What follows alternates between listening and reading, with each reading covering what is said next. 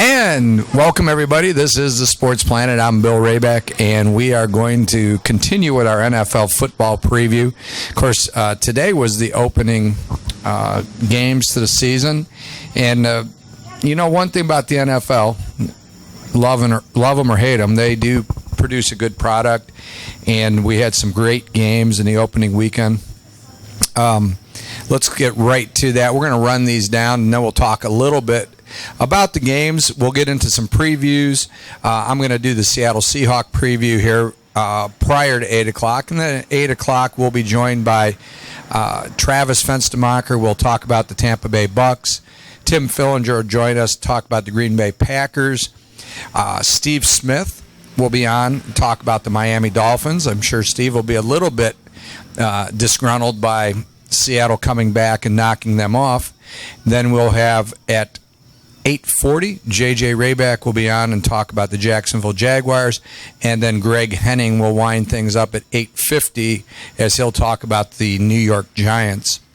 Looking at the NFL scores on the Thursday night game and a repeat of the Super Bowl, we had the same outcome as the Denver Broncos beat the Carolina Panthers 21-20.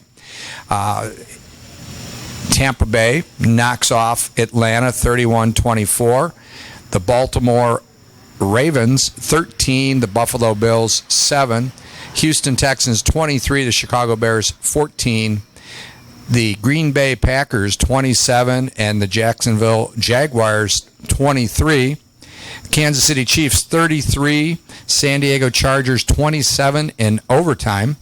The Oakland Raiders nip the New Orleans Saints 35-34.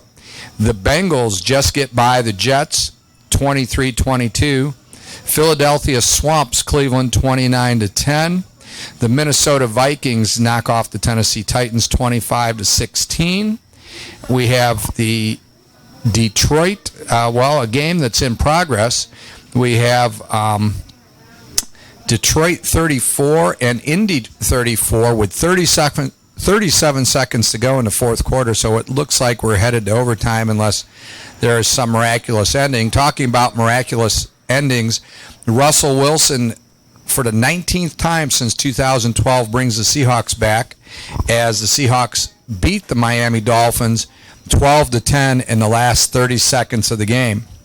The New York Giants, in a come-from-behind victory, beat Dallas 20-19. Ohio State rookie Zeke Elliott scores his first NFL touchdown for the Cowboys.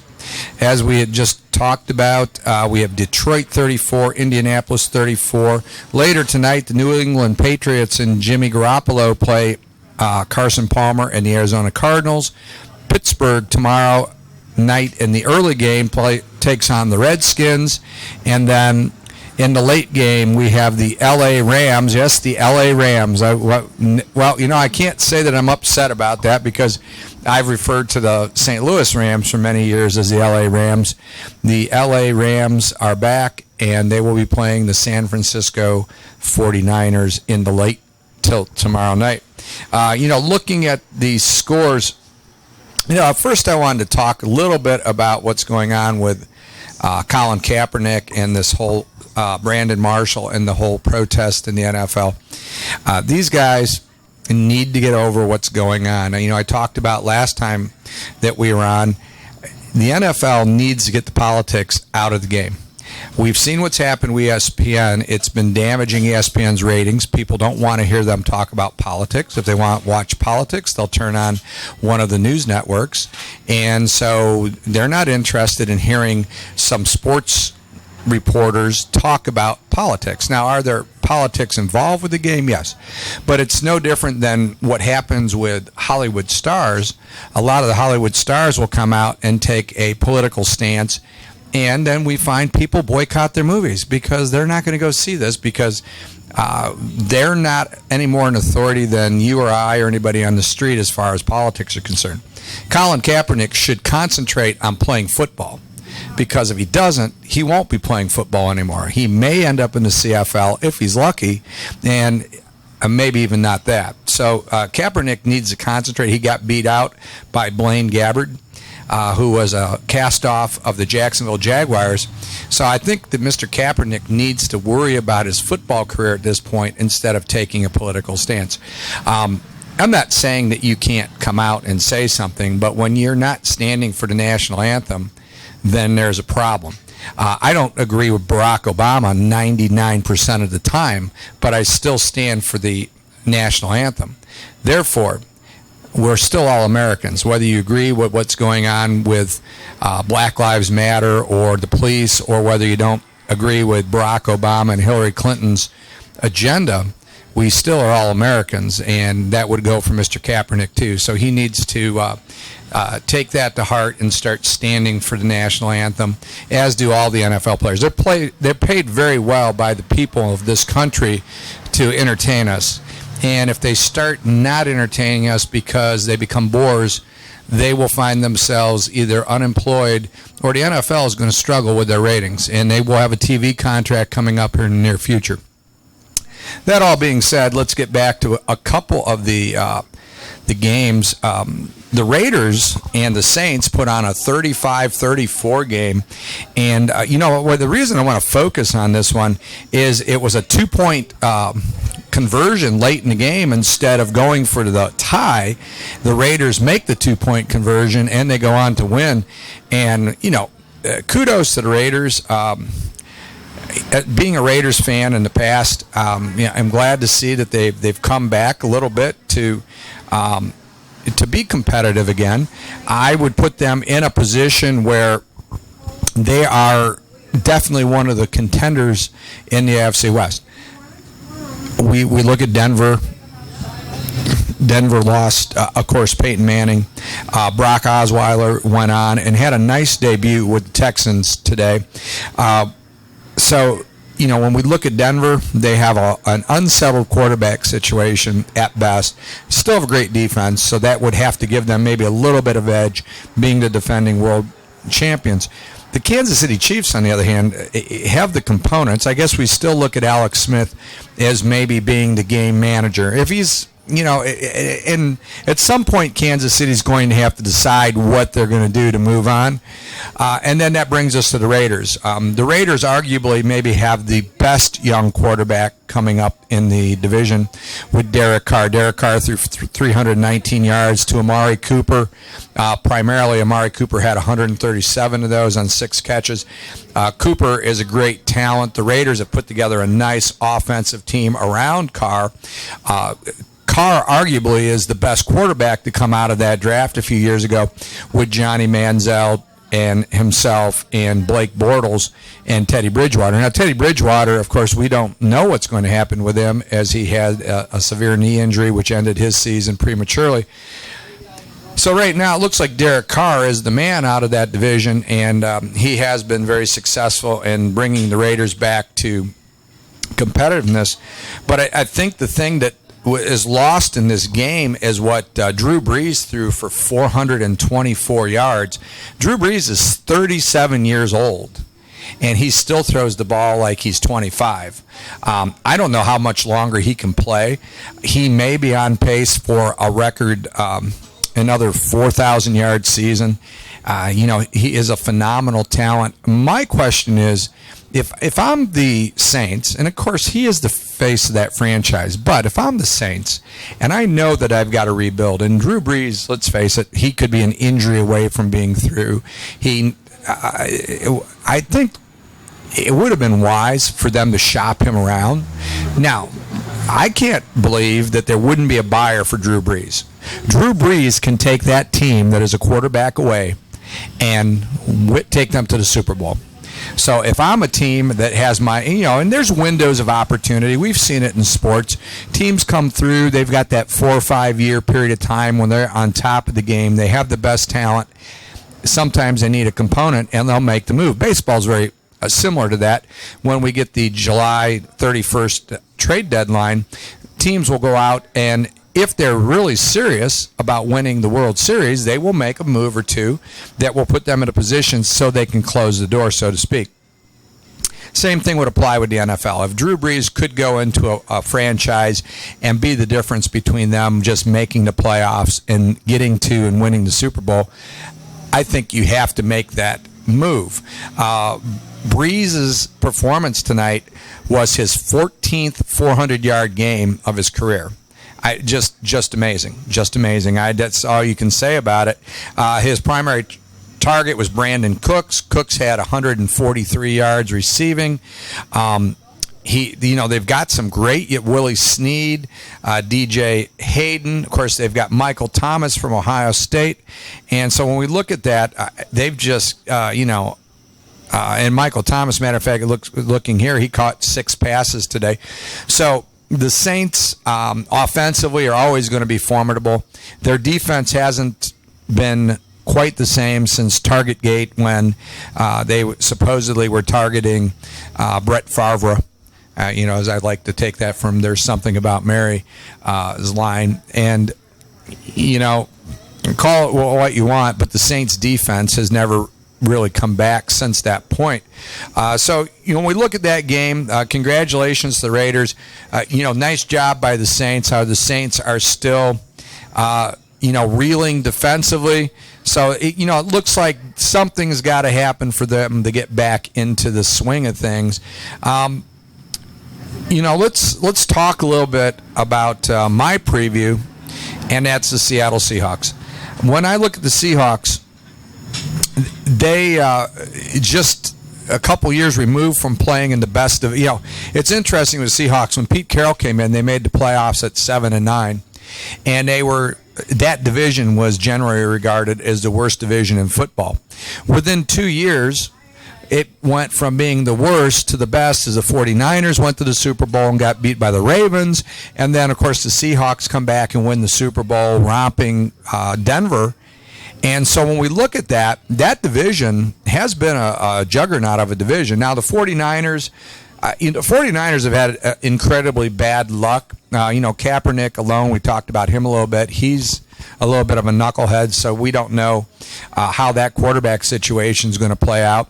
But, Carlos Hyde looked like another Ohio State product, started out with a great start with the 49ers and has had injury problems, so we don't know where Hyde's going to fall with that.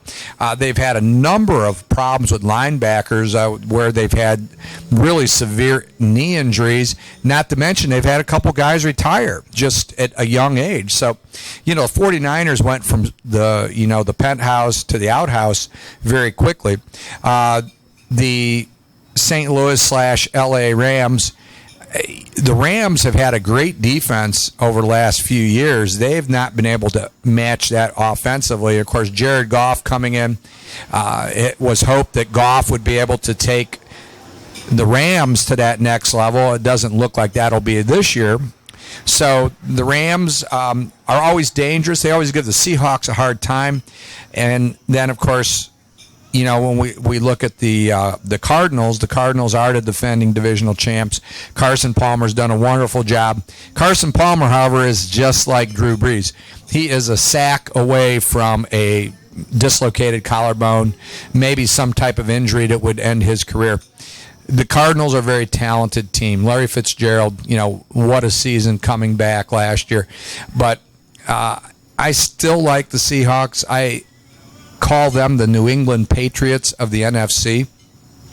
Pete Carroll has taken a page out of Bill Belichick's book where he is able to draft, a lot of times they'll trade away their first-round pick, which is a late first-round pick, so why hang on to it? It's going to be no better than a second-round pick. And if you know anything about the NFL draft, the general theory is anything after the 20th pick becomes a second-round pick, because after the first 20, that's the cream of the crop, unless you're the Cleveland Browns. Of course, it doesn't matter where you pick. You could pick one, and you're still not going to get the cream of the crop.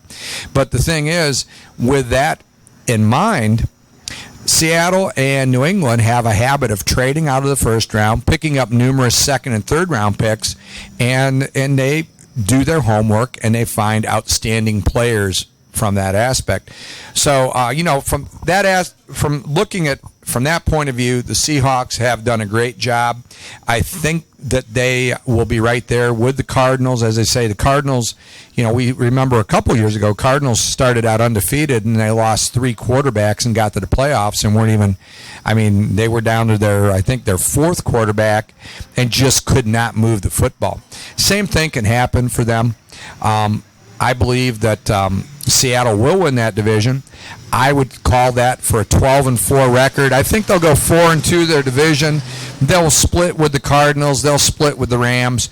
Most likely, they will run the table against the 49ers. Of course, you never know in a divisional game. But I'd say 4-2 there. I think they're going to go 12-4 overall and win that division. One of the things that's been a mainstay for them has been their rushing attack, and of course Marshawn Lynch is gone. Of course, we remember the Super Bowl a few years ago, a controversial call where everybody in the stadium thought that Marshawn Lynch was going to get the football. And, of course, he did not get it. They tried to throw a little pick route, and Russell Wilson making uncharacteristic of his career a mistake, picking the wrong receiver and throws the interception, which ends the game. I personally didn't think it was necessarily a bad call given the amount of time in the game because you had a time. If you threw the out, you had time to regroup. You still had 2 more downs. Marshawn Lynch would have got 2 shots to score if you had chose to do that. So, when we look at that, we can debate that call for years to come. However, Thomas Rawls, who came in last year, had a phenomenal few games for the Seahawks in, mop-up duty, actually fill-in duty for Marshawn Lynch until he got hurt. And, of course, that put the Seahawks in a situation where they needed to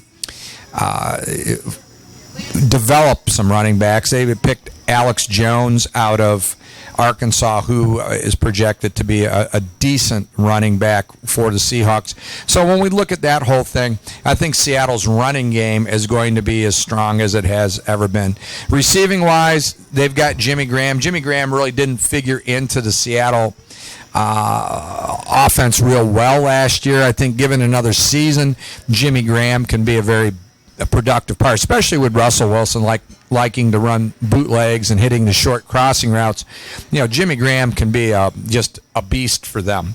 Doug Baldwin, what can you say about him? This guy is clutch. He comes up with big plays. Of course, they had Tyler Lockett, one of the best rookie receivers in the league last year, and Lockett, of course, will only get better as he learns the game a little bit more. So I would have to say that when we look at that, you got to feel Seattle's receiving core is solid.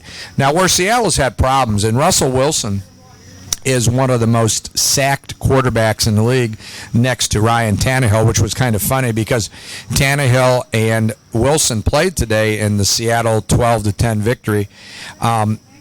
They just get hit a lot. Now, the one thing that's different is that Russell Wilson is a rollout boot quarterback. So if it wasn't for that, Russell Wilson might not even still be in the league because he might be injured by now. But that's because the offensive line has just been atrocious. Now, what used to be a strength has now become a weakness. So they spent one of their first picks on German Effeldi of Texas A&M, and of course they're hoping to provide some more protection for Russell Wilson. Although Seattle is good at picking up late round picks on the offensive line. And then we look at the Seattle defense, which for a long time has been generally recognized as the best defense here for the last 3 or 4 years in the NFL. You've got Michael Bennett on the line. You've got Cliff Averill. KJ Wright at linebacker. The front 7 is just phenomenal, and they will continue to be. And, of course, in the secondary, you've got a cast of stars there with Richard Sherman, Earl Thomas, and, of course, the incomparable Cam Chancellor, who held out part of the year last year, which I think hurt the Seahawks a little bit. I don't think you can read too much into what Seattle does early in the year. They have not been a traditionally fast-starting team. I think Pete likes to bring them around. If you guys have watched and go to college football for a second. If you watch the Ohio State Buckeyes against Bowling Green and, of course, against Tulsa this week, who they struggled in the first half with Tulsa, Urban Meyer brings in the best freshman in the country. And what Urban has done for the last few years is he has played a lot of freshmen early on, getting them a lot of game experience so that by the time they get into the Big Ten, they're no longer rookies. They're somewhat experienced players. And I think you're going to see the same thing here in the NFL, is that Seattle, New England, early in the season may not be hitting all cylinders because they are developing depth. They are developing those players. They're going to fill those gaps for them. And that's why they, in the long haul, if you look the second half of the season, you will always see New England on a 8, 9, 10 game winning streak. You'll see Seattle on an 8, 9, 10 game winning streak going into the playoffs.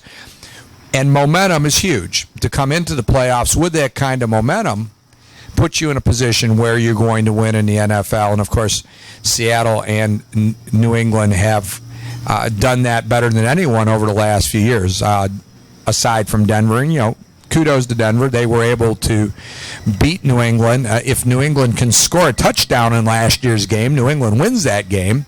So, you can't really look at that and say that they were definitively the best team. They won it on the field, but one play could have changed that whole thing, and we would have had the New England Patriots playing against the Carolina Panthers. So, that's my assessment of it. I see them winning the West. I see the Panthers repeating in the South. In the North, it's not as clear-cut. I'm going to stay with Green Bay.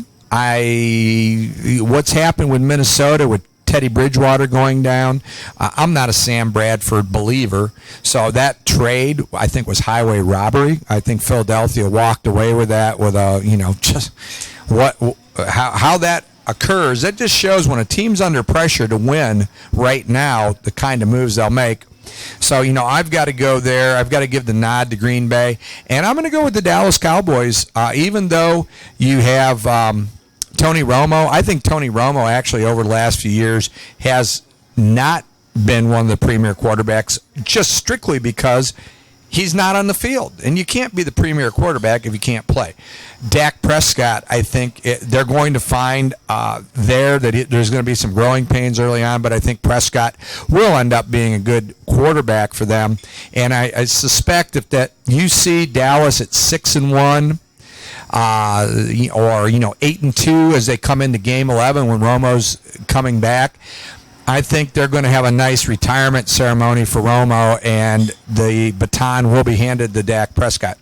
The Cowboys do have Ezekiel Elliott, who I think will be Rookie of the Year, and I think and I will say it now, I think he can be the first rookie running back to eclipse 2,000 yards because Dallas has one of the best rushing lines in the league.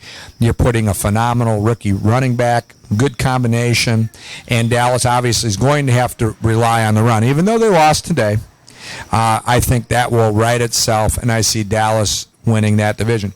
The teams that are going to be the wild card, that's not quite as clear, but I've got to go with the Cardinals in the West. I think the Cardinals will come through there. In the South, I think Atlanta will be a factor. I just don't think Atlanta will be there. I'm going to go with Minnesota.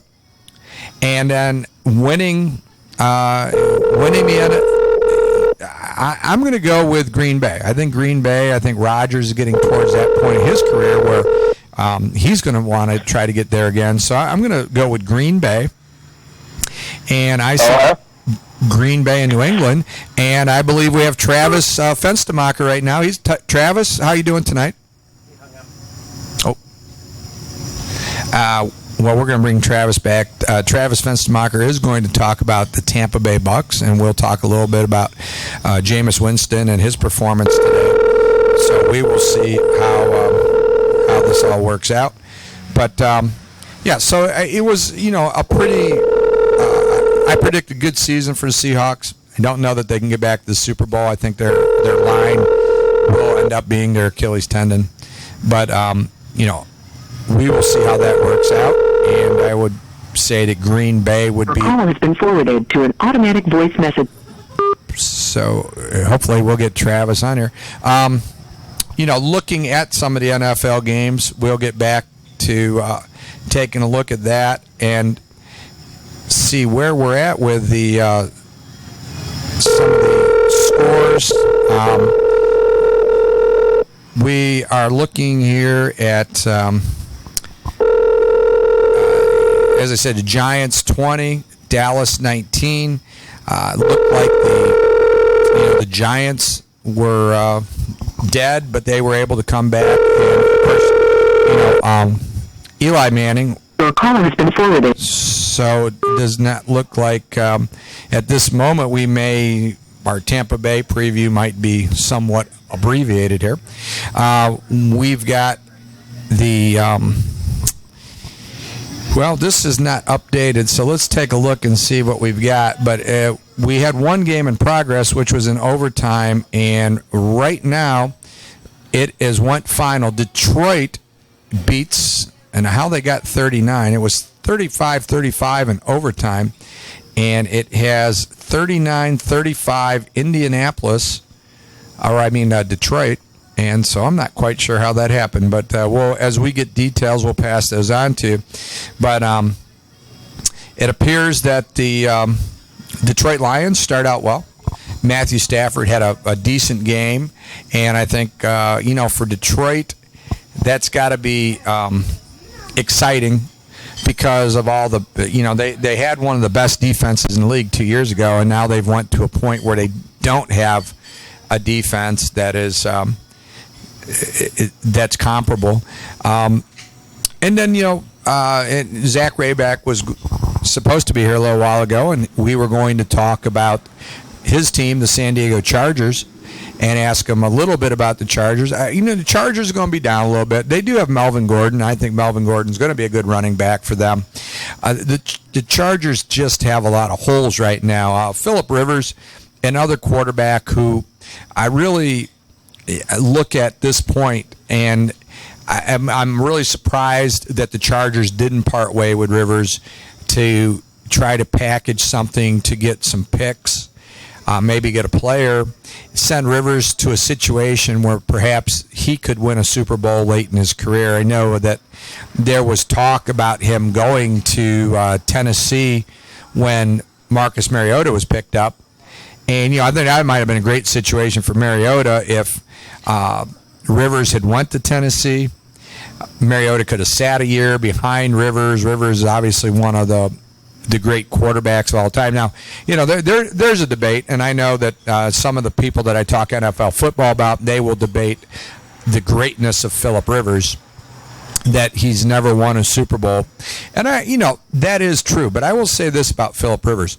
Dan Marino never won a Super Bowl either and had great numbers. Phillip Rivers will be like Dan Marino unless something happens the next few years. Phillip Rivers puts up great numbers.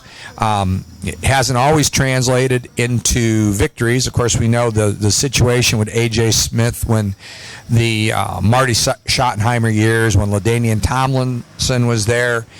They made the big trade to get Phillip Rivers for Eli Manning, and then they traded Drew Brees, got a ton of picks. They built the franchise. They go 14-2. They get upset by the Jets in the first round, and A.J. Smith fires Marty Schottenheimer.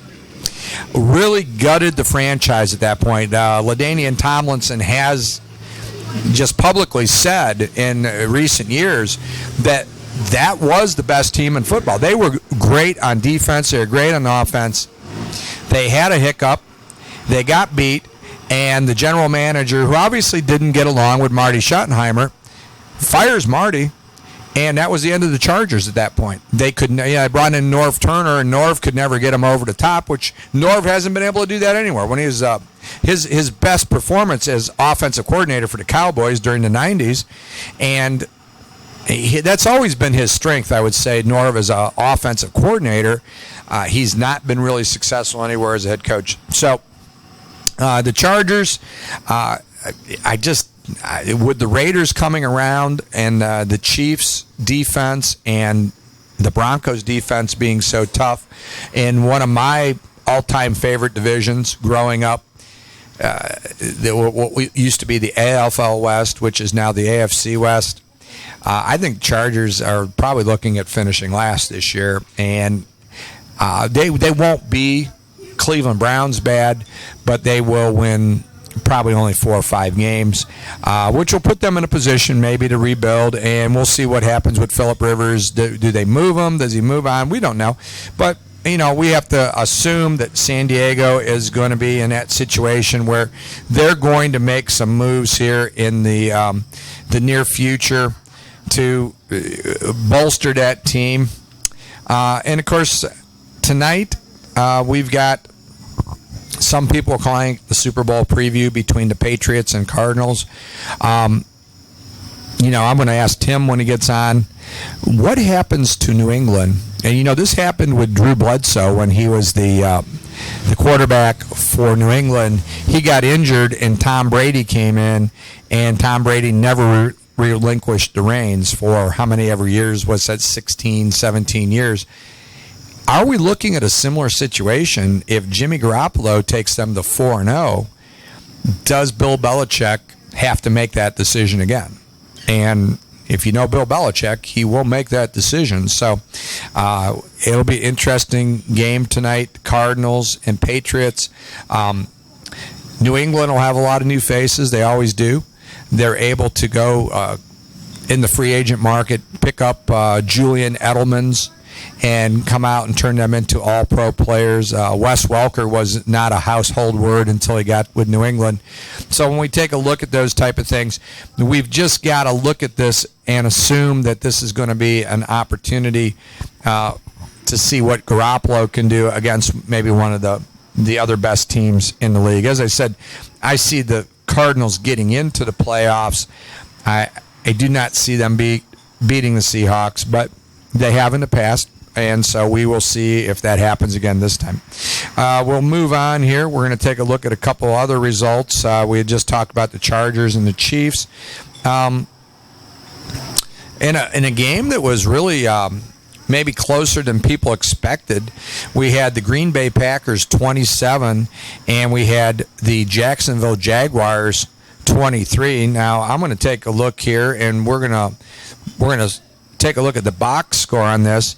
But, when we look at the some of the statistics here, Blake Bortles, 24-39 for the Jaguars, 320 yards, a touchdown, an interception.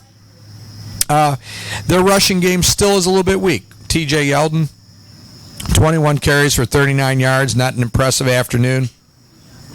On the Packers side, Aaron Rodgers had a very pedestrian 199 yards, 2 touchdowns, no interceptions. And then we have Eddie Lacy with 61 yards on 14 carries. Now, they say Eddie Lacy's in shape now. He still looks like a Mack truck out there. So I'm not quite sure that Eddie Lacy, I don't know what shape he's talking about. Round is a shape. And that's what Eddie Lacy looked like during the preseason. So, but, that's the best they've got. They've got to, take what they can get. Now, Randall Cobb is back. 6 catches for 57 yards. And on the Jacksonville side, of course, they've got a stable of great young receivers with Alan Hearns and Allen Robinson. And, they had 75 and 72 yards. It reminds me of the old days when they had Keenan McCardle and Jimmy Smith, the dynamic duo for the Jacksonville Jaguars. Maybe Jacksonville was somewhat spoiled early on in their careers, in their franchise history, because they Hello. Oh, and I believe we have our Green Bay man, Tim Fillinger. Tim, how are you doing tonight? Good, Bill. How are you? Well, we're talking NFL football. We just did a little preview of the Seattle Seahawks, and I did my picks for the NFC, and I have picked the Green Bay Packers to win their division. I think Teddy Bridgewater going down opens the door for the Packers, and let's hear from you. You're going to give us the encapsulation of the Packers' chances this year. Well, I agree with you. I think Bridgewater's injury was most fortuitous for the Packers because I think until he went down, Vikings were pretty much a consensus pick to win that division. Right. when we look at it, and I was just commenting, I was looking at the stats between the Jaguars and Packers, and Jacksonville has come a long way. I mean, they played Green Bay very close today. That was quite a game. Yeah, Aaron Rodgers, a very pedestrian, 199 yards, 2 touchdowns, doesn't turn the ball over. He has Jordy Nelson back. He has Randall Cobb back. He has some of those weapons that he was missing last year. I had Aaron Rodgers on my fantasy team. He was my first pick, and just never turned loose the psycho like he has in the past. Because he didn't have the weapons, but I would expect him to come back with a vengeance this year. I agree with you, and I think all of Green Bay's opponents are going to be hard-pressed to keep up with him offensively this year. Yeah, I would say that would be the case. Of course, we looked at the first game there, 27-23. The Jaguars are much improved, so that's not a slap at Green Bay. I mean, I think Jacksonville has been identified by a lot of people as that dark horse who's on that brink of breaking through and becoming a really solid team. So I think that was a good test for Green Bay coming out with the Jaguars.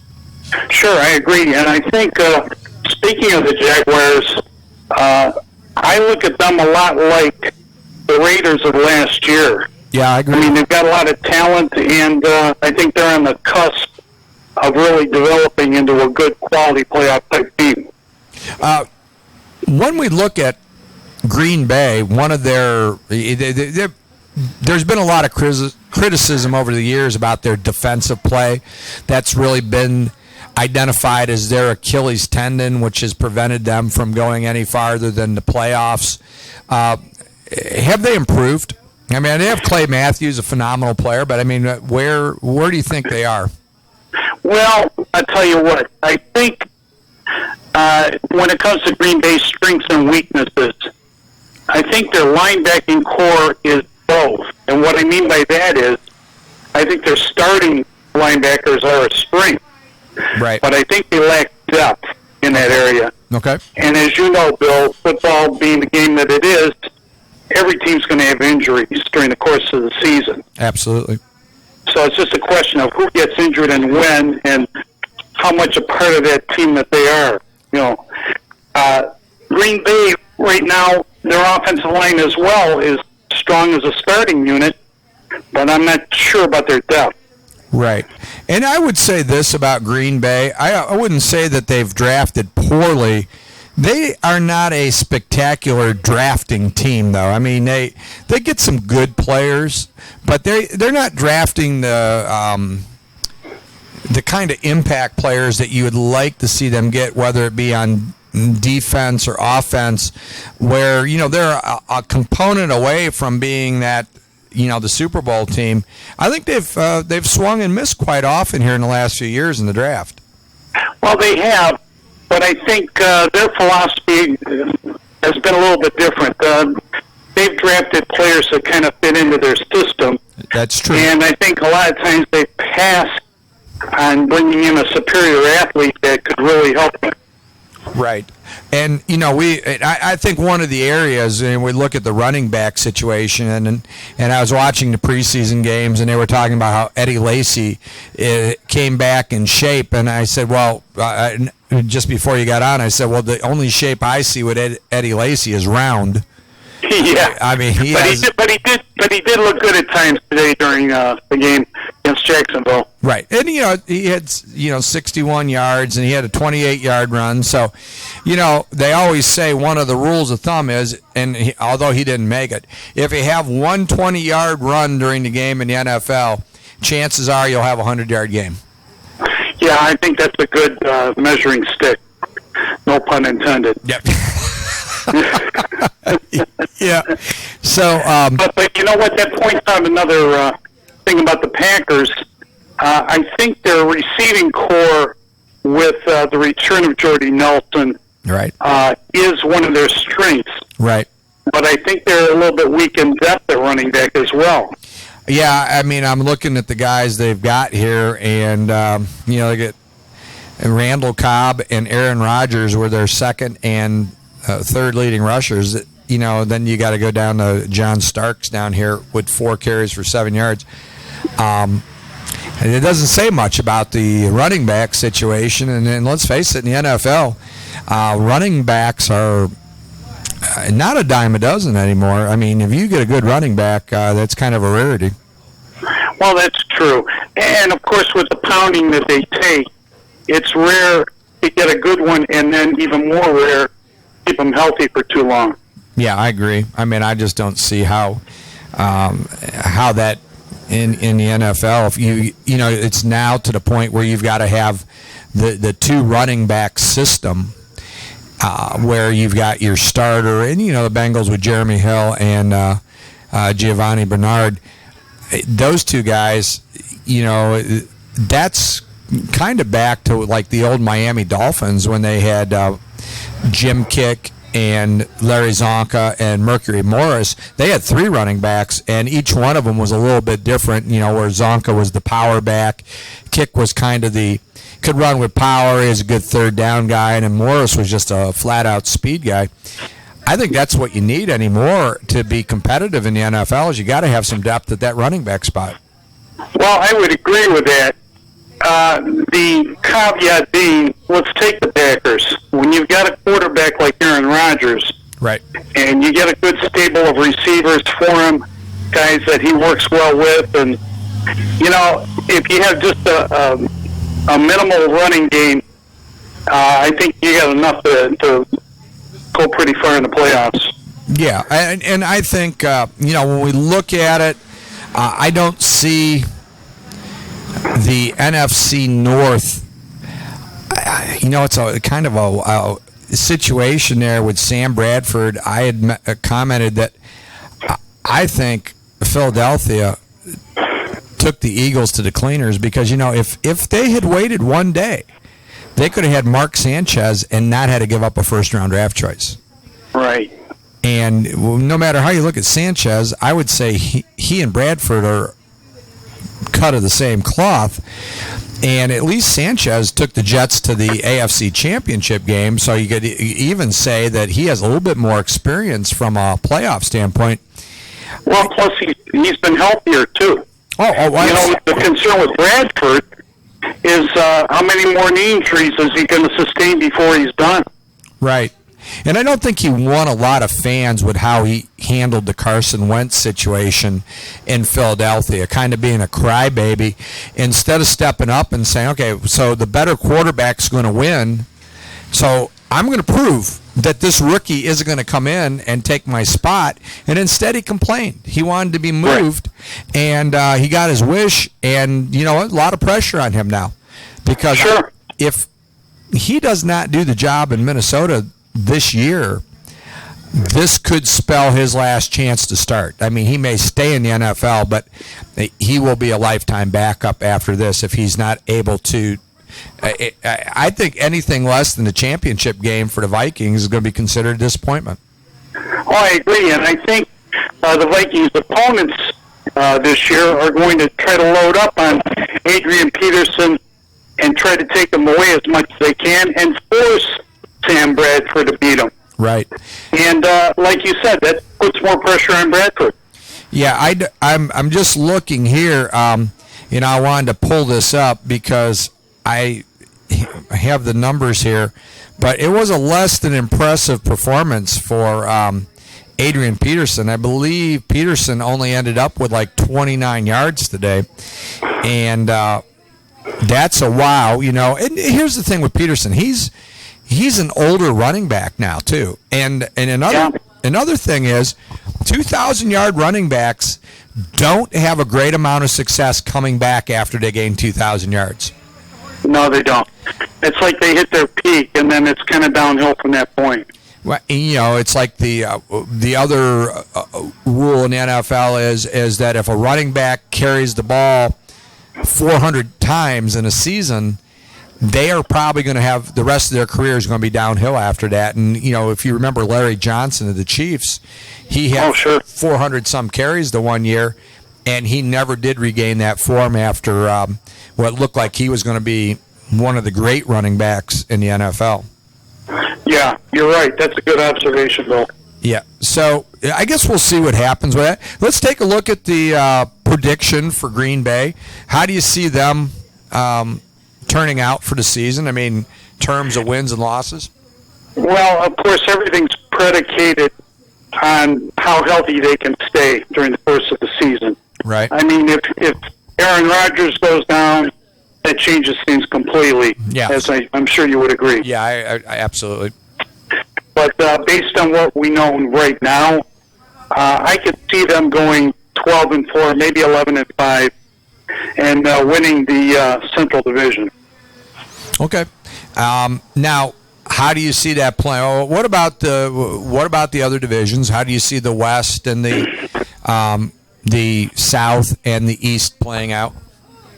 Well, I think the Panthers are going to win the South. Okay. I see the Cardinals in the West. I see the Cowboys in the East. Okay. And That's kind of my dark horse. Okay.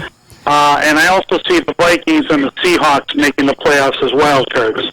That was actually the same four I picked, just in a little bit different order. And out of that six, who do you see winning the NFC? Well, I'm putting my money on Aaron Rodgers and the Packers. Okay, you got to go with your boys. Yep. So Green Bay versus who in the championship game? I hate to say it, New England Patriots. Yeah. In the AFC, I see the Patriots, the Bengals, the Texans, and the Chiefs winning their divisions. Okay. And I see the Raiders and the Steelers as wild card. Okay. Let's talk about New England for a second. And I had brought this up. 16, 17 years ago, Drew Bledsoe had been dubbed the starting quarterback in New England. He gets hurt. The sixth-round draft choice, Tom Brady, steps in, and then for the next 16 or 17 years, Brady is the starting quarterback, wins 4 Super Bowls, takes them to several others.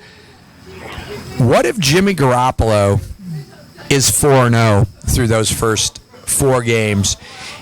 Is there a point when Bill Belichick is going to have to make that move? There is a point, but I don't see it as being this year, and I don't see it even with a 4-0 start on Garoppolo's part. Okay. And here's why I say that. I think there's quite a bit of difference. While Drew Bledsoe was a good, more than serviceable quarterback, he wasn't in Brady's class at the same points in their career. That is very true. I will give you so I think it was less of a risk. Right. Putting Tom Brady in there ahead of Drew Bledsoe. Right. Let's take a similar situation. Dak Prescott, even though he lost today, had a pretty nice showing as a rookie quarterback for the Cowboys. Let's say that the Cowboys are 8-2, 7-3. When Tony Romo comes back, do they stay with Dak Prescott, or does Romo get the starting nod? Well, I think if they're 8-2, 7-3 at that point, I think then you've got a repeat of Bledsoe and Brady. I think they might be inclined to take a shot with the kid and let him keep going. Well, they got, and let's face it, Romo, although he keeps on getting lumped in that top 5 or 6 quarterbacks in the league, over the last several years, I think that's not necessarily deserved because he hasn't been able to make it through most of the season. Well, not only that, but he hasn't managed to take his team to the promised land either. That's true. That's true. There is a lot of pressure. And while it doesn't all fall on the quarterback fairly, that's a good mark too. Well, Tim, in our last few minutes, let's go to Lake Erie for a second. Okay. And up there in Cleveland, what is the reaction to the Browns? 29-10. Carson Wentz, who could have been a Cleveland Brown, goes in, has a really nice game. And, what can you say about that? I mean, that just, in a way, it's embarrassing that you passed this kid up. And I was listening to the game. There was a particular play where Wentz, it was a bad snap and Wentz went back. He was able to pick the ball up, and he still completed a pass. Right. And they were talking about how he looked like a hardened veteran where he didn't even panic when he picked up the ball. He just set up and threw it. The the kid showed great poise today. He had a nice debut, nice rookie debut in the NFL. And I was thinking the same thing as I was watching him. I was thinking, yeah, that's one of the guys we could have had. Yeah, and I thought that Wentz, although he was raw, I think he was really custom built for Cleveland because of the fact he played at North Dakota State. He was used to bad weather. He's a big guy. He kind of fits the AFC North demeanor of, you look at the quarterbacks like Roethlisberger, and although Flacco's not a big guy, but I mean, when you look at the quarterbacks in that league, Andy Dalton's kind of a big, stout guy. Sure. Carson Wentz seemed to be the guy that could have been there at Cleveland. How did RG3 play, though? Well, he didn't play badly, but the thing of it is, they only had the ball 1/3 of the time today. Right. That's pretty tough to come back from. And one of the things when I looked at the Browns' schedule this year, I saw this as one of the games that they could have possibly had a chance to win. Yeah, I agree. I agree with you. I thought that this was a good opener for Cleveland, and especially with Carson Wentz. He's never played an NFL game before, and I thought that this would be an opportunity for Ray Horton to dial up some looks that would have made it difficult, and didn't work out that way. Yeah, I expected them to put more pressure on Wentz today than what they did. Yeah. I'm looking at some stats. Corey Coleman, 2 catches, 69 yards, a long of 58. Terrell Pryor, 3 catches, 68 yards, a long of 44. So that tells me out of Griffin's 190 yards, he had 2 passes that counted for more than half the yardage they had today. Sure, and he had a couple of drops on short and intermediate passes, and he also had that one interception that was tipped. Right. Well, let's hope for the Cleveland Browns' sake that things get a little bit better and that they'll be in a situation that they can at least get a couple W's under their belt. But after today's performance, I would say it doesn't look good for the Browns. Yeah, I would agree with you. It's going to be another long season. Tim, thank you for joining us and giving us your perspective on Green Bay. We'll talk to you during the course of the season, and thanks for being on Sports Planet today. Thanks, Bill. You're welcome. And we will have Steve Smith from Palm Beach, Florida here in a second. Steve will talk to us about the Dolphins, and we will get there with Steve. The Dolphins are, one of those teams that I just can't figure out, and I think this is where Ryan Tannehill, this has got to be a year for him where, there was a lot of kudos for him coming into the league. I think he has not lived up to what they had hoped, and I think this is a make-or-break year for him where, he is in that middle tier. He either is going to move up and be considered one of the top half or maybe top third of the league, or else he's going to drop down and he's just going to be in that Tony Romo, can get the teams close but can't get over the hump type of thing. Tannehill had 186 yards, no touchdowns, no interceptions. And I will say this, he was playing Seattle, which has one of the best defenses in the league. So you have to take that in consideration. But you have to find other ways to win. We'll have Steve Smith on in a minute. But, we'll talk about that. I think that's Arian Foster is on the team. They added him. He's not been healthy. And I believe we have Steve Smith from West Palm Beach. Steve, how are you tonight? Doing good. Bill, how are you doing? I am doing fine. We are talking NFL football. Of course, this is week 1. I'm sure you watched the Seattle-Miami game. I was getting out of the car, getting ready for the show, and there was just a few seconds to go, and it was still 10-6 Miami, and I didn't get to see how it ended, but with Seattle being on the 1-yard line, I suspected it wasn't going to turn out well for the Dolphins. Right.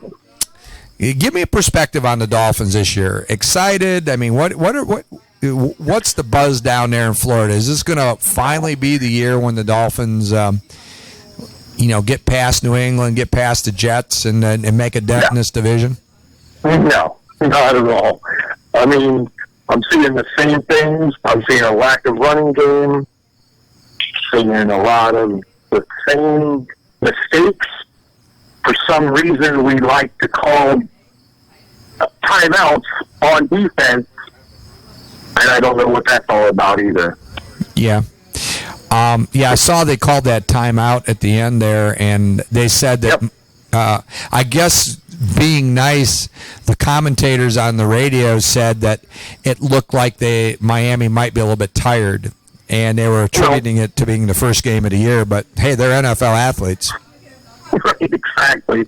I don't think it was that at all. I think maybe they were trying to hold on to some time so to give Tannehill a chance. Right. But then again, same mistakes. No protection on the last drive. And he carries the ball like a loaf of bread. Right. Oh, it's just so frustrating. Right. You hold them without a touchdown for 59 minutes. Yeah. And unfortunately, it's a 60 minutes, Yeah. I agree with you. I mean, that's, and give Tannehill credit for one thing. He is playing Seattle's defense, which, for the last 4 or 5 years has been amongst the top 3 or 4 in the NFL. But, sure. And I was just saying this before you came on, I think this is the season for Ryan Tannehill where he either elevates and is considered in that top 10 category, or else he's going to drift off and be one of those guys that is just kind of be considered a journeyman. We talked a little bit about Tony Romo today. Tony Romo's kind of in that category, can put up some good numbers, but just hasn't been able to take his team to the point where they want to get him. Right. Totally agree. Right now he's Chad Pennington. Oh, Dave, that's a nice comparison. I like that. I would agree with you there. When you look at the Dolphins offensively, what does Arian Foster have left in the tank? Is there something there still? I mean, he's been hurt quite often. A wonderful talent. I mean, when he was with Texas or the Texans, I mean, he has a lot of ability. Is it still there, Absolutely. or are they just hoping that maybe they're going to get a glimmer of what he used to be? You figure he's only played 2 full seasons in the last 4 years, so there is still tread left on the tires. Okay, I like that. Okay, and he does show a good burst on that 50-yard pass. Okay. He had a good burst of speed. Right. So you might be able to get something from him. I mean, you're pretty much putting all your eggs in the basket now that you've benched Ajayi because he felt too much about not getting the start. Right. You heard about that story, I'm sure. Yeah. Lamar Miller. I happened to watch. I was watching the Texans game against the Bears, and he had a nice game today. I mean, I have not seen a lot of them. We don't get a lot of Miami games, so I didn't have an opportunity other than highlights to see him. Bill O'Brien fed him the ball quite often, and really was the reason the Texans won today. Yeah, 28 carries, 106 yards. He's never had more than 19 carries in any game against, when he played for the Dolphins. Right. And he's a chance to break every play. Right. He's had the longest run from scrimmage the last 2 years, and we just decide, we don't need him. Yeah, and again, since I have not had a lot of exposure to him, but my initial impression watching him with the Texans, I was impressed. I thought, hey, they've got themselves a nice little running back. And a component that they were missing is kind of like you guys and the Texans just flipped running backs, but it looked like the Texans got the better of the deal on that.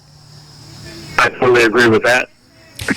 Where do you see, when we look at the Dolphins, what do you identify as their strength? If we were going to look at a part of that team we weren't going to tear down, that this is where we're building around, where is that with the Dolphins?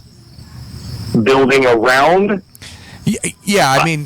right now, maybe the secondary has a couple of good pieces, but as a whole, I don't see any super strength We've got age in the defensive line. We're going to have to address that next year. Sure. The linebackers are standard. There's no big playmaker there. I was hoping Pico Alonso would show something in the game. Yeah. He made a couple stops when we needed them. But Macy is just a regular linebacker. There's nothing spectacular about him. Right. The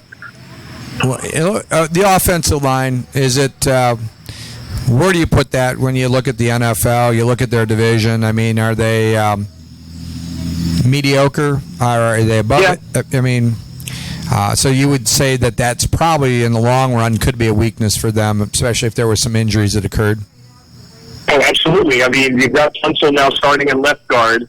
Right. He needs to start over for Albert when Albert goes down for an injury, which we all know will happen. Right. And now we've got a rookie from Notre Dame starting at center for Pouncey, if Bill Pouncey gets healthy again. Sure. Dallas Thomas, Juwan James, again, just guys, Yeah. Just some more Joes. Yeah. I'm going to put you on the Yeah, spot. maybe they should call themselves the Miami Average Shows. I don't know. Average Joe's Gym, right? Right? Where do you see the Dolphins' wins and losses? Are they an 8-8? Did they get above that? They get 9-7. No. So you No, I would say 8-8. So I'm guessing 7-9, but 8-8 if they're lucky. Third place in the division. okay? So no play. Although, the Jets didn't look great today. Bills didn't look great today. Right. The Bills looked awful. Tyrod Taylor had 111 yards. I don't think. I think that experiment is going to go wrong for Buffalo. Right? Our good friend Drew would probably be disagreeing with us right now, but I believe that that experiment is not going to work. So when we look at the AFC, who are the 4 divisional winners? Who are the wild card teams here? Well, you got to pick New England more than likely, even though Brady's not coming back till week 5. It's 21 days and counting, by the way. We have a chance to make some kind of impact in the division. Sure. This was the one. Right. There's 10 points on the board that we left on the field. Sure. And you got to do that against good teams. You Yeah. can't make those kind of mistakes. Absolutely. That Stills one left me in shock for a good 7 minutes. Sure. And then they missed the field goal, and I'm just so distraught. But so New England in the East,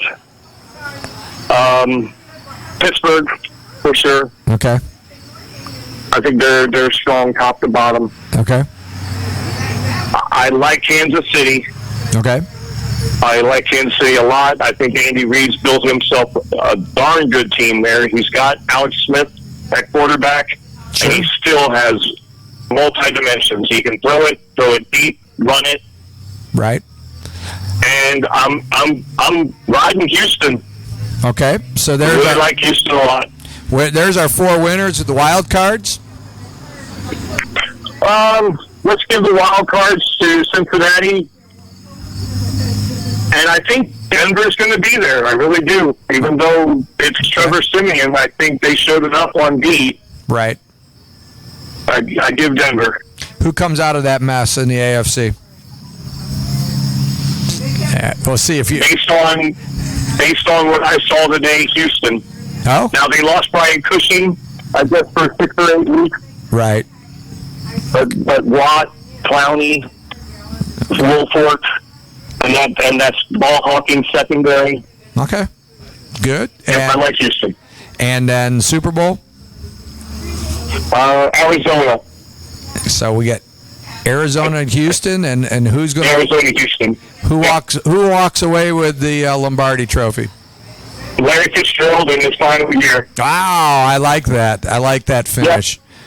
Well, Steve, They've got all the pieces. I mean, with the Honey Badger back, that secondary shut down all across the board. their pass rush with Calais Campbell, and if Carson Palmer puts up any kind of numbers with David Johnson running the ball, Sure. they should coast. Okay. Well, Steve, appreciate you coming on tonight and giving us your problem. perspective. We will touch base with you during the course of the year and see if things get better for the Dolphins as the year goes on.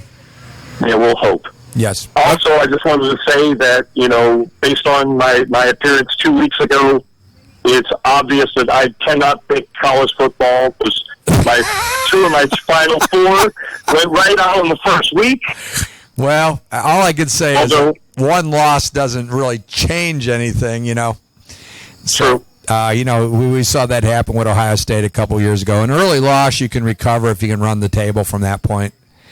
So, Yep, but I did say good on DeAndre Francois, that's for sure. That's true. That's true. Well, I like that. Well, we'll touch base with you again, Steve, and thanks for being on Sports Planet tonight. All right, Billy, have a good night. Yep, good night. And that was Steve Smith from West Palm Beach giving us a perspective on the Dolphins here on this Sports Planet on talktv.us. We're going to have J.J. Ray back on. Yes, he is a relation. He is one of my older sons, and interesting, when we lived in Florida was when the Jacksonville Jaguar franchise came into existence, and he became a huge Jaguar fan and has been ever since. Lives and dies with the Jaguars, and so he's going to join us here in a few minutes. Hello. Jay, this is your dad. And welcome to the Sports Planet on talktv.us.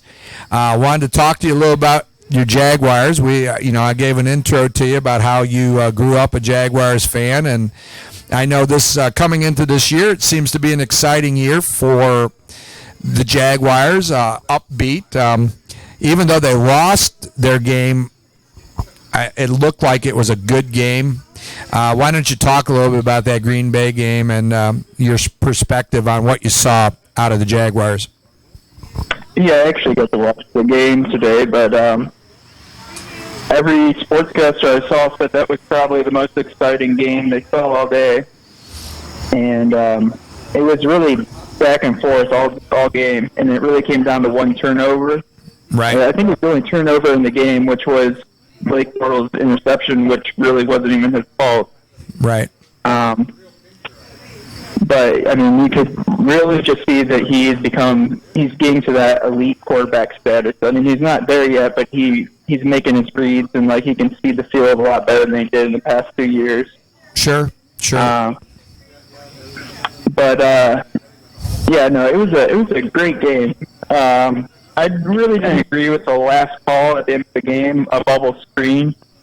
I didn't see it, but I heard them talking. There was a little controversy about the last call in the game. Yeah, no, I really didn't agree with it. They had no problem converting on fourth down all game long, just passing in the middle of the field. So Sure. I didn't know why they didn't just continue doing that. Yeah.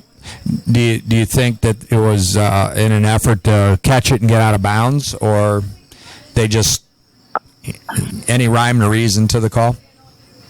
I think Allen Robinson was out of the game with injury at this point.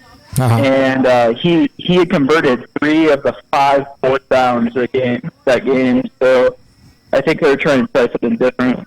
Sure. When we look at Bortles, you talked about him emerging as one of the top quarterbacks. He had 320 yards. In that draft class with Johnny Manziel and Blake Bortles and Teddy Bridgewater and, of course, Derek Carr, I would have to say he has actually exceeded where I thought he would be. I thought he'd be all right, but I think he has, as you said, emerged into being one of the better quarterbacks in the league, along with Derek Carr. And so I think Jacksonville is very fortunate. Of course, they have the Allen brothers there at wide receiver with Allen Hurns and Allen Robinson. Probably the best receiving duo since they had Keenan McCardle and Jimmy Smith, wouldn't you say? Yeah, no, I agree. And Julius Thomas kind of emerged today too for the first time. Sure. I think he had about 70 yards and a touchdown. Right. I mean, you have all three of them working together. That's pretty dangerous trio you got. Right. Would you say that their weakness is their running game? I would say the weakness is their offensive line. Okay. Because if you watch the game, T.J. Yeldon actually didn't look bad when he was running the ball. He made the most out of what he could with the offensive line. Sure. And I think Beachum is a great upgrade for left tackle, but I would just about to give up on Drake altogether, even at guard. Yeah. So when we look, let's flip to the other side. Defensively, I mean, Gus Bradley is the guy that was the architect of the great Seattle defenses. How do you feel about the defense there for the Jaguars? I mean, outside of the Dallas Cowboys, I think Green Bay might have the next best offensive line in the NFL. Right. And if you watch the game, I mean, there's not much pressure all game. Right. But I think you could just see the athleticism of like younger players, Dante Fowler and Malik Jackson. Right. It's just, I think they're just evenly matched up. But I think in coming weeks, like next week against San Diego, you'll see a lot more pressure on the quarterback. Yeah. But the secondary though, the first quarter, I think they held Aaron Rodgers to like 11 yards. Yeah. Well, he only had 199 for the game. Yeah. So I'm not too worried about the secondary. Okay. When we look at their division, the Texans look good. Lamar Miller looked, I haven't seen much of him, but I was impressed by him. Brock Osweiler looked like, if he's a first-round quarterback, but I'll tell you what, he played well. He was a little bit more than a game manager for them. The Colts got knocked off by Detroit, and then, of course, the Titans got beat by Minnesota. But I think overall the division's improved. So how do you see the Jaguars' wins and losses in terms of wins and losses this year? Realistically, I see them over 500. I see them probably about 9-17, 10-6. Okay. And it's really, I think it's going to come down to Texans and Jacksonville. Okay. I think the Titans are where Jacksonville was a couple years ago. Right. And I think the Colts just have one of the most awful defenses in the NFL right now. Yeah, and their offensive line is very suspect too. So who are your four winners in the AFC? The four divisional winners and your two wild cards? In the AFC North, I would have the Steelers. Okay. I think the Patriots will come out of the East. Overall, I think the Texans will end up winning the South. Okay. And then in the West is kind of tricky. I still think the Broncos will win it. Okay. But then for the wild card, it's tough. But I would have probably the Raiders and Jaguars. And I want to be a bandwagon because they're the hot teams right now. Right. Well, they have the way it kind of seems. Well, they do have probably the best young up and coming quarterbacks. So I could see why you would say that. And then who wins the AFC? I'm gonna have to go with the Patriots. I honestly think you might be seeing the Super Bowl tonight with the Arizona Cardinals and the Patriots. And you're not the only one that's And what do you and how do you see that game coming out? Who's going to be the Super Bowl champs? I don't know if you'll be able to tell much from tonight because we'll have a different quarterback playing at that point. Sure. But I think Arizona just has way too many weapons and a better defense. So I think they'd actually probably win it. Wow. Okay. Well, we've had quite a few go with New England here tonight, but I think that's probably a pretty solid pick. Well, Jay, we got to move on to our next person, but I appreciate you taking some time out of your night to be on with us, and we'll get you on during the course of the year to talk a little bit more about the Jaguars. Yeah, no problem. Okay. Thanks for having me. Yep, no problem. That's J.J. Rayback with the Jacksonville Jaguar preview. And we're going to finish up with our old colleague, Greg Henning, and hopefully his phone's working.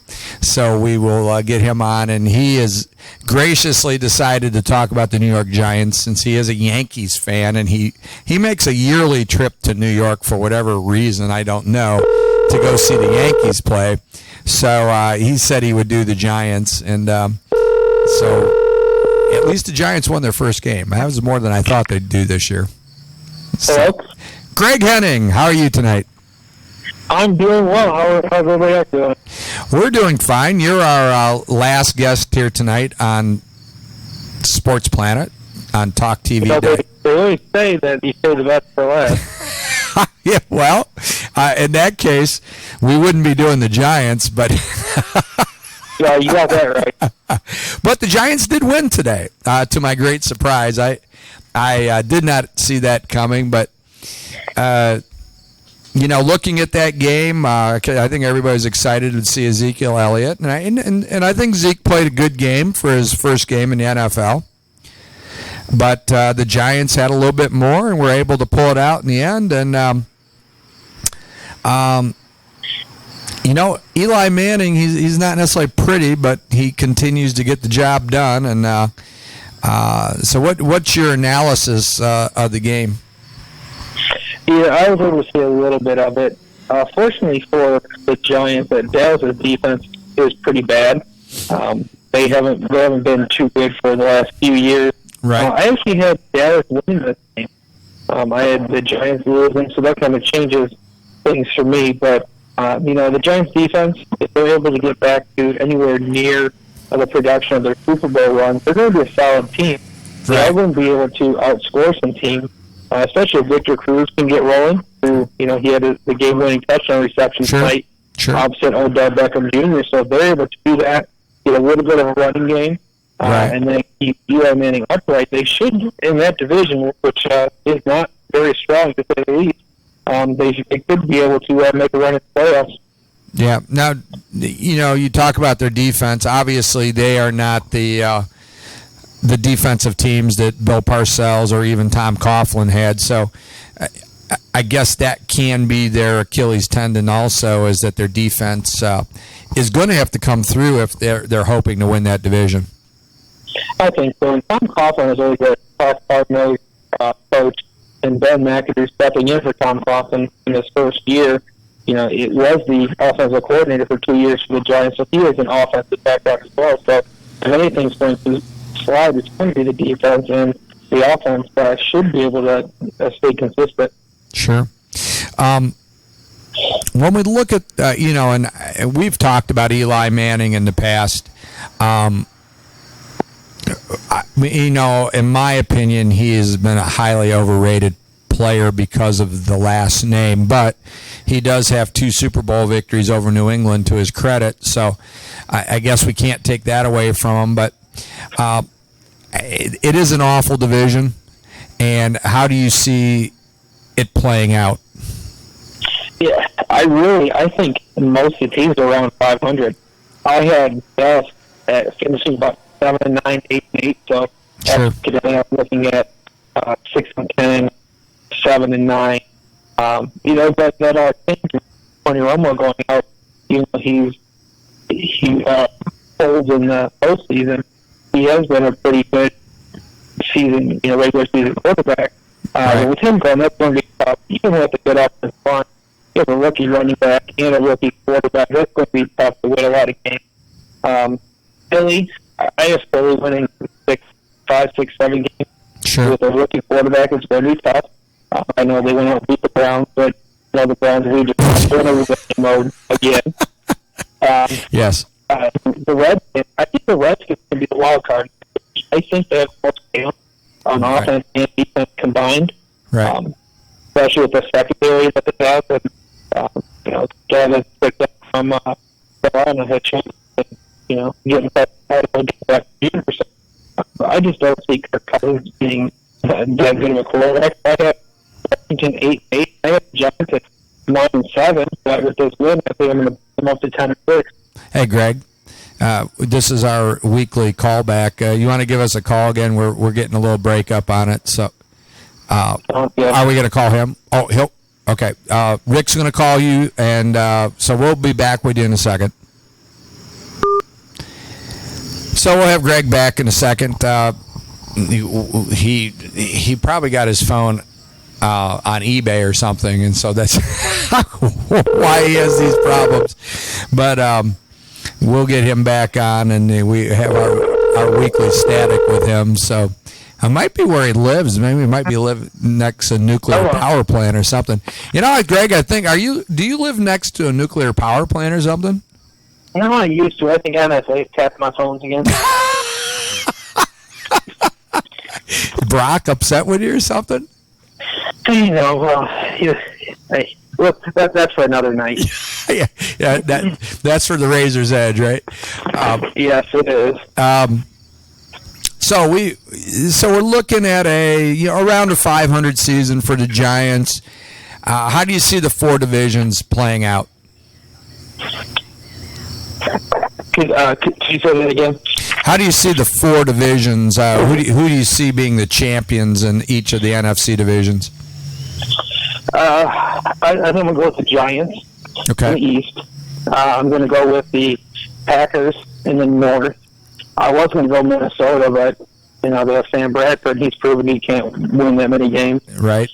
Out West, I think it's going to be tough between Seattle and Arizona, but I think Seattle, I think they're tired of getting beat the last couple of years. So right. I think they'll come back with a vengeance. And then in the South, that's the worst division than the East. But I think Carolina's definitely the class of that division. Okay. What about your wild cards? Yeah, I think it's going to be tough. I'm going to go with Arizona, definitely. Right. I think Arizona's going to be able to make that. Okay. And then, the other one's tough. I was going to New Orleans, but they can't fight their way out of the wet paper bag. They can't stop anybody. Right. The Cowboys, I was going to pick them, but with them going down, so I'm going to go out on a limb, and I'm going to go with the Rams. Wow, 2 out of the West. So you think? Yeah, I just think they're such a tough division. Right. I know that usually works against people, but I'm going to go with the Rams. So you think the St. Louis, Los Angeles Rams will make it? Yeah, maybe I don't know what they're going to change their name to, but they'll be the Southeast LA, South Central Compton Rams. The Oxnard Rams or something like that. Yes. Okay. And what about the eventual winner in the NFC? I think the two best teams in the NFC this year are going to be Arizona and Seattle. No, Carolina. They're not going to face too many tests, but it did not look that great against Denver, team that is not going to be that good in my opinion. So I'm going to go with the Seattle Seahawks out of the NFC. And Super Bowl? It took me not small. It has to be New England against coming out of the AFC. I definitely want to see the second ball make, but I think New England are beaten. You have to go with them. Right. I think Seattle will get the best of them this year. Oh, so the Seahawks. Okay. Well, Greg, thank you for being on Sports Planet tonight and getting you in here, putting you on record for the NFC, and we'll touch base with you during the course of the year. Of course, we'll talk a little bit Buckeyes football here in the near future as they take on the Sooners this week, and we'll see really a make or break game for the Buckeyes, I think. It'll tell a lot about their season.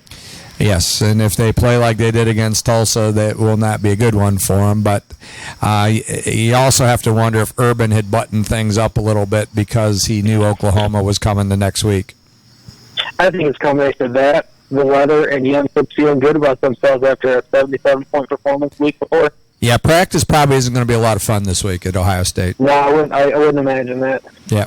Okay, Greg. Well, thank you for being on Sports Planet here on TalkTV.us. And as you said, we saved the best for last. So we will talk to you here in the near future. Sounds good. Talk to you then. And that was Greg Henning from Columbus talking about the New York Giants. And so thank you, everybody. We're back. Sports Planet was, of course, we've got a lot of predictions here in the last two programs. Next week, we will return to the Razor's Edge, and something's coming down the pike here in November, I think, that's going to be a pretty big thing. Some developments, of course. It's been kind of quiet. We have seen Donald Trump, of course, move in the polls to depending on what poll it is, we're either virtually tied or in some cases Trump has a small lead or Clinton has a small lead. I think this next few weeks are going to dictate a lot of things. As I think there'll be some revelations about Hillary Clinton which can trigger this whole election to slide one way or another. And I think the thing about her health is going to be something we'll focus on, because she may not be fit to be president of the United States. I mean, we know mentally she isn't, but as far as the physical aspects of it, she may not be. And I question, I don't know what would happen if it just turns out that she is not physically able to do this. Then the DNC is going to have to throw somebody, whether it be Joe Biden or Valerie Jarrett or whoever it might be, but we could get a real surprise. I think that cripples the Democrats in a way. I mean, some people say it might help them because Clinton has so much baggage, but we'll see. Anyhow, it is September 11th. I hope everybody takes a second and remembers the fallen citizens in New York City. Remember what happened in Benghazi. I put in the movie 13 Hours the other night on this past Friday, to watch it again, to remind me of what 9/11 was all about, not only in New York, but in Benghazi, where Americans fell. So that being said, thank you for joining us on Sports Planet. We'll see you next week on Razor's Edge. Good night, everyone.